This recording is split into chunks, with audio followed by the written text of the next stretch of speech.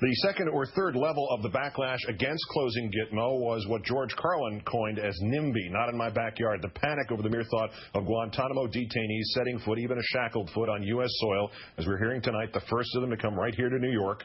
Ron Adams, the mayor of Hardin, Montana, right outside Billings, population 3,500, says his small city would be happy to take 100 detainees from Gitmo. That'd be about 40% of the men still being held there. Hardin's town council has voted unanimously in agreement with an empty 464-bed state-of-the-art corrections facility in town, and a town hit hard by the financial crisis. Greg Smith, Hardin's economic development director, is among those who feel it's a matter of simple math and that many jobs would be created.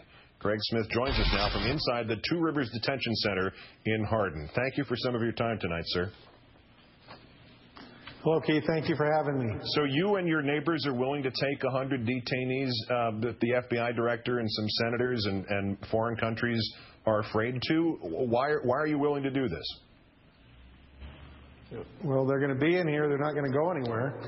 I think we have a secure lockup. And the next part is really the outside issue is how do you protect it?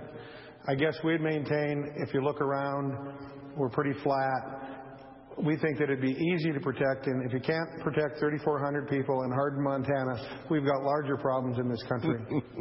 The simplicity of your logic is overwhelming and correct. There's no second thoughts about this. There's no fear inside the community. Oh, we might become an Al Qaeda target now. I think there's a little bit, but, you know, this has been empty for 2 years. We've went through looking at bringing in sexual offenders, and I've had people say, I'd rather have the terrorists than the sexual offenders. So, I don't know. How does it happen that Hardin has an empty 464-bed state-of-the-art prison facility like that? Well, politics. Our own government did a feasible study. The former governor brought the project to us. The new governor decided they didn't want it, and we've been fighting this ever since to make it even worse.